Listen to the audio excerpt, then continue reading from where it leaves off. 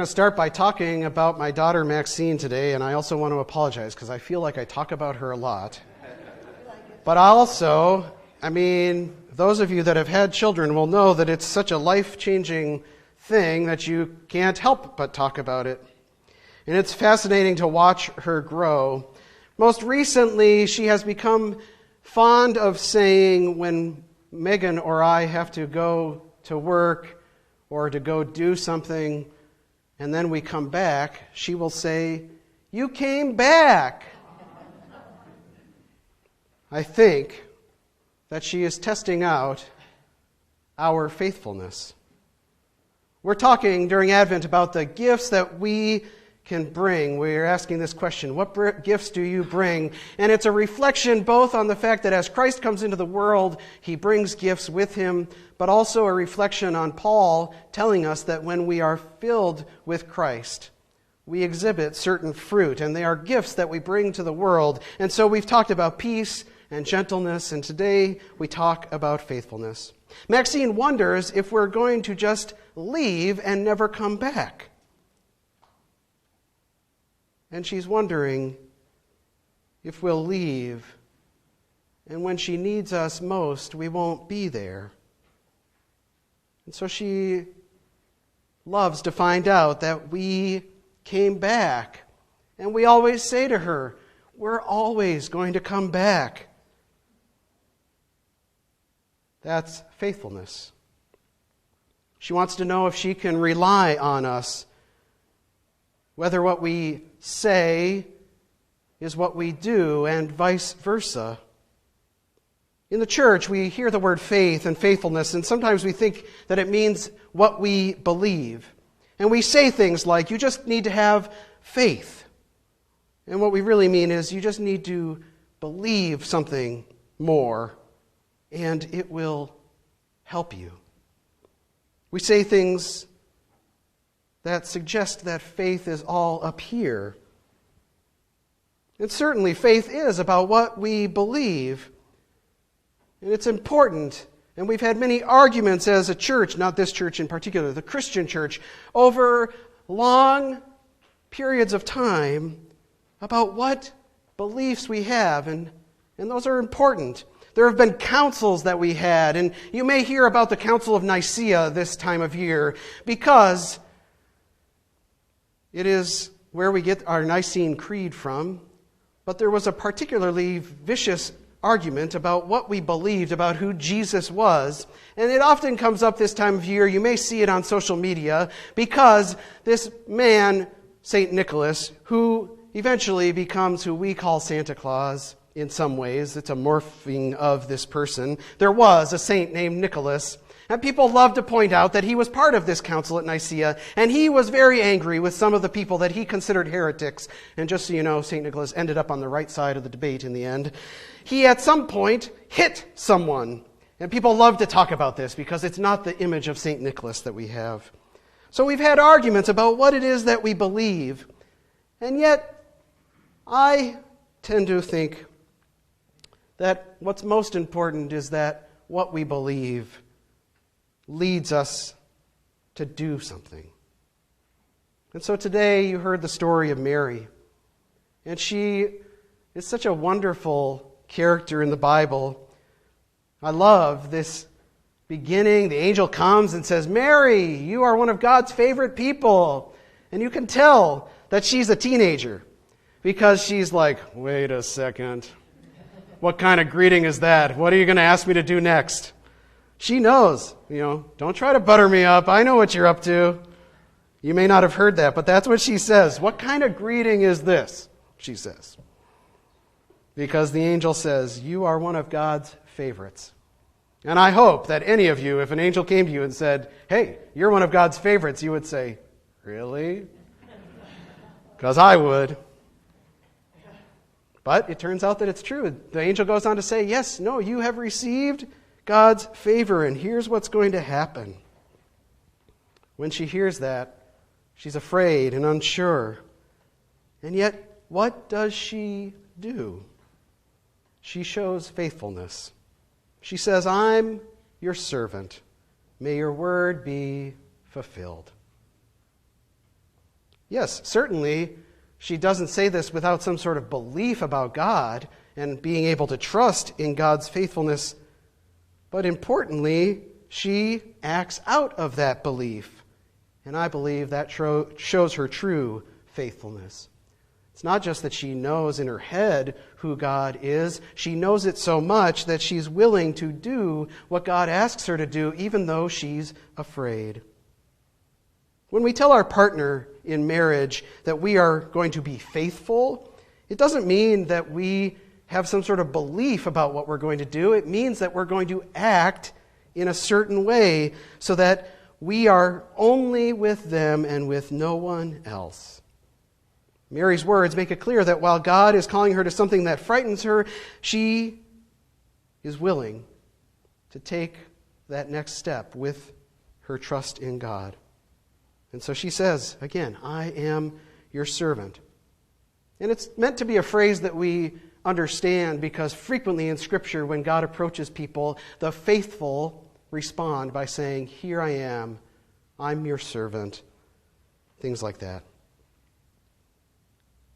Faithfulness, to some extent, is about being there for what God is calling us to do.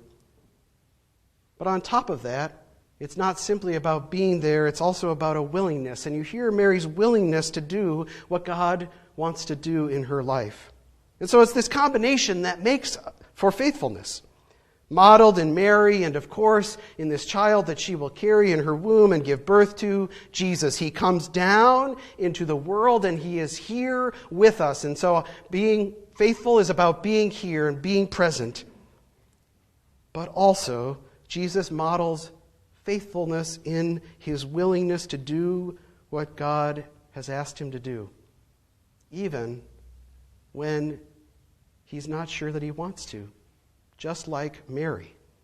She's unsure of what this is going to be like, and rightfully so, because as we talk about so often, this puts her relationship with her future husband at risk. It potentially opens her up to scandal in the community.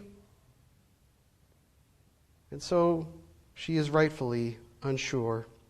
And yet, as a model of faithfulness, she says, I'm here and I'm willing.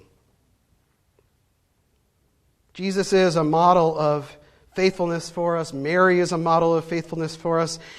And I want to talk about St. Nicholas as well, because it is the Christmas time of year, and as I said, there is this person whom is an actual historical person who we have morphed over time into Santa, but he started with the name St. Nicholas. And the stories of St. Nicholas are wonderful stories. He was someone who started out not as a believer of Christ, but came to faith and eventually became such a wonderful example of faith that he became a bishop in the early church. And there's one story in particular that that ends up informing our own traditions around Santa Claus these days, and that is that St. Nicholas was, before he was a faithful person, was part of a very wealthy family. But St. Nicholas didn't want to be part of a wealthy family. This is a common theme among early Christians. This was true of St. Francis as well. Came from a very wealthy family, but St. Francis wanted to sort of swear off his wealth. St. Nicholas comes from a wealthy family, and his parents end up dying, and he ends up with this fortune, even though he doesn't want it, and he wonders what he should do, and he ends up giving it away. And in one of the particular stories, he hears about 3 young women whose family had wealth, but whose father had lost all of that wealth. And now, these young women were most likely not going to be able to be married, because in that day and time, you had to give a financial gift of some sort to the person who was marrying your daughter, because they were considered a liability. You had to say, here's money I will give you to take my daughter off my hands. I know. We've come some distance. They had no way of giving a dowry, and for a woman who was unable to pay, whose family was unable to pay a dowry, that meant that they would either be sold into slavery or prostitution. Awful. Nicholas finds out about them, And he says, I have this wealth that I don't want. I can help them. And so the story goes that he, late at night, goes by their house. There's an open window, and so he takes a bag of gold and tosses it in through the window. And it just happens to land inside of one of the girl's stockings that is hanging by the fire to dry.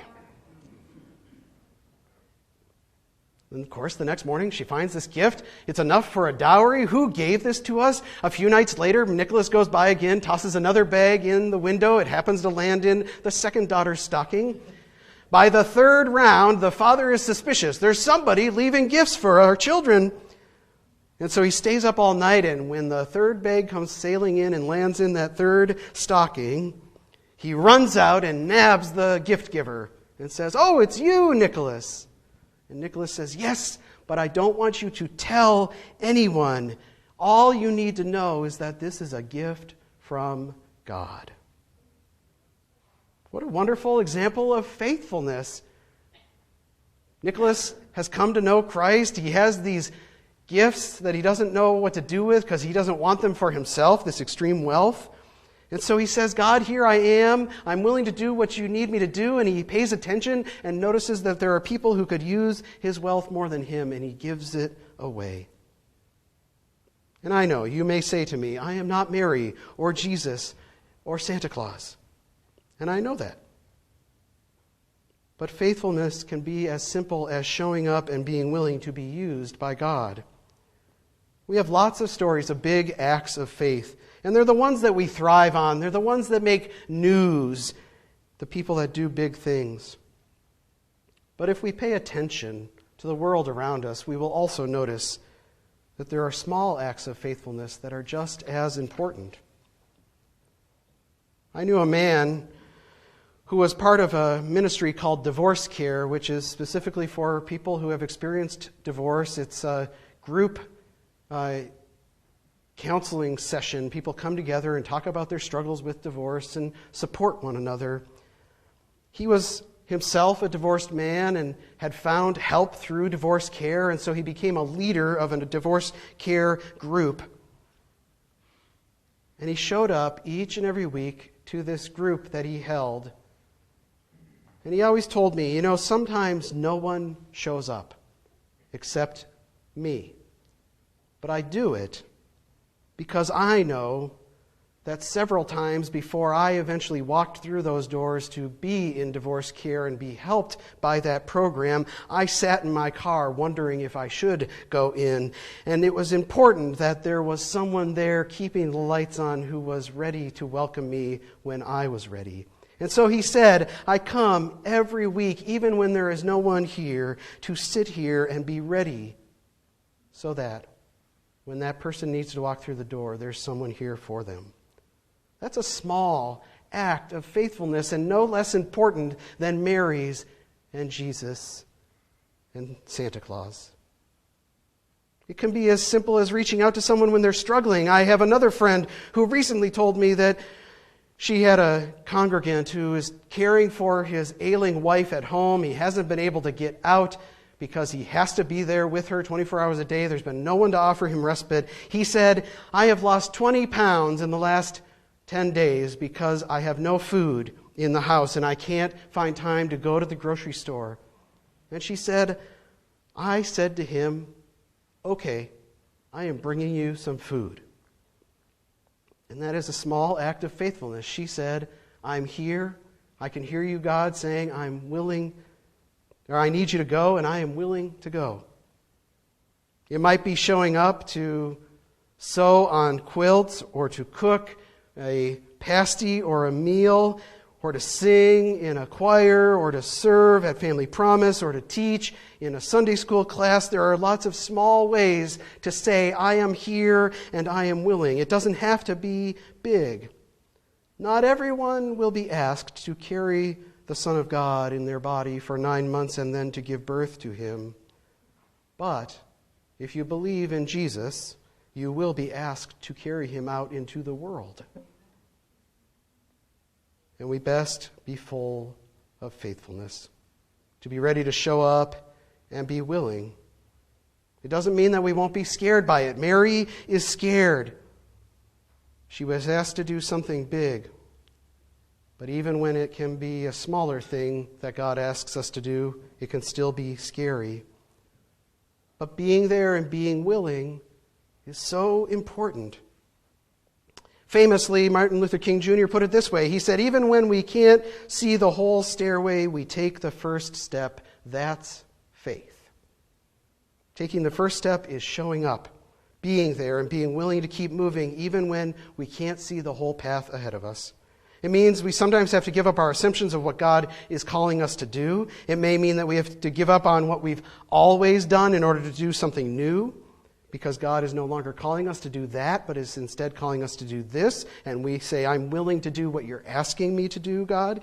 It may mean that we have to be bold enough to show up even if we figured that God is long past being able to use us. And I know that this is a common one among many church people who, let's be honest, are getting older. If we look at studies, we know that church people are getting older. And I hear often, well, I don't know how God can use me. Well, being a person of faithfulness is saying, but I'm still here and I'm willing to do what God would have me do. It may mean that you're, again, not doing what you used to do, but that you're doing something different.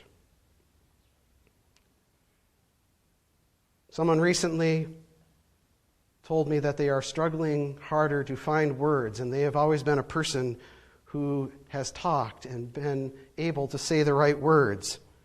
And I said, well, perhaps God's calling you to share the gift of silence for other people. It's one way of looking at those changes over time. And we must live out our faith. This is the time of year when we usually talk about John the Baptist as well, and he has these choice words for these people that come saying, we are the children of Abraham. What they're saying is, we believe the right thing. He says, you brood of vipers. Who told you to flee the wrath of God? They then get frightened. What do you mean? We just told you that we're the faithful people. What are we supposed to do? They finally have asked the right question, because it's not enough to say that we believe. I run into this all the time. People that say to me, I believe in Jesus. I just don't think that church is particularly important. But I wonder how they're living out their faith. Church has traditionally been the place where we have done that. And at the same time, I understand their sentiment, because I feel like John the Baptist might walk into an awful lot of churches who are also equally full of people who say, I believe the right thing. But you would look around and wonder how it is that they are living out their faith.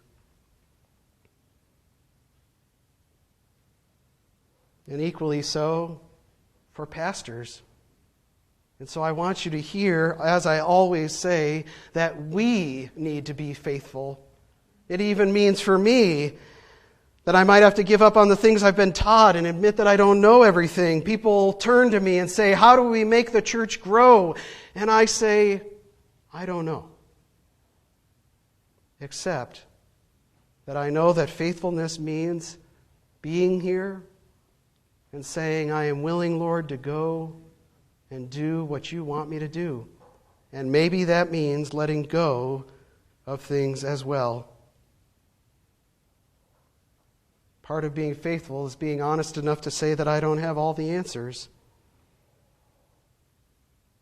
And I know that that can be hard, because pastors are supposed to be answer kind of people.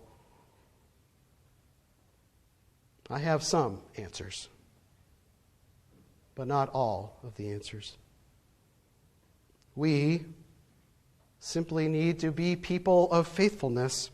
What if we just tried being full of faithfulness, showing up and being willing to be led and used by God, trusting that even though it may look like we are shrinking, it may look like the world doesn't care about faith anymore, that the world doesn't care about religion anymore, that the world doesn't care about Jesus anymore, that we would say, we are here and we are willing. What is next, Lord? We are your servants. May your word be fulfilled in us.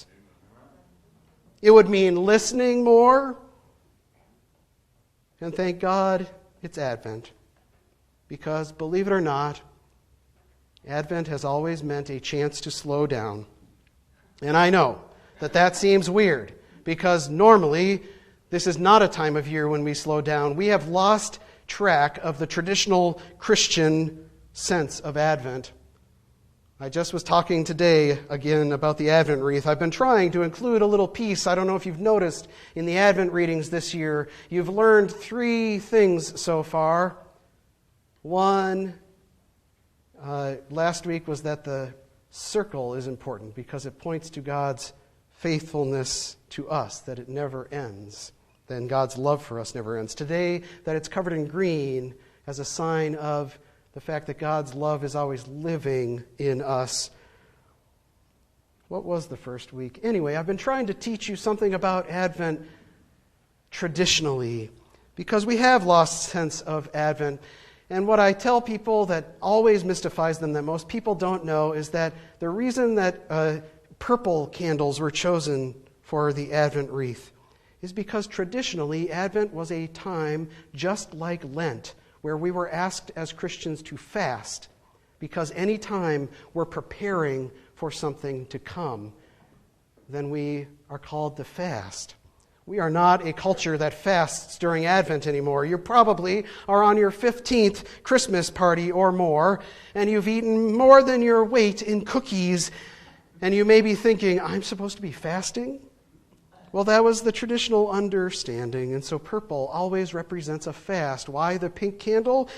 Well, the pink candle was traditionally the week when we celebrated joy, and joy was celebrated with a lightening of the fast. It was one Sunday in the midst of Advent when you could break your fast, and so they chose a lighter color candle. Advent was traditionally a time to slow down, even though we rush around. And it was a chance to say, I know that Christ is coming into the world, and if I'm not slowing down, and if I'm not paying attention, I will miss it. It is a chance to be like Mary and the son that she would give birth to, and to say, I am your servant, God, and I am ready to do your will, and I want you to use me. I'm here, and I'm willing. Mary did that, and it changed the world forever. Jesus lived that very faithfulness out in his ministry and death and resurrection. Imagine what would happen if we exhibited and lived out such faithfulness. Amen.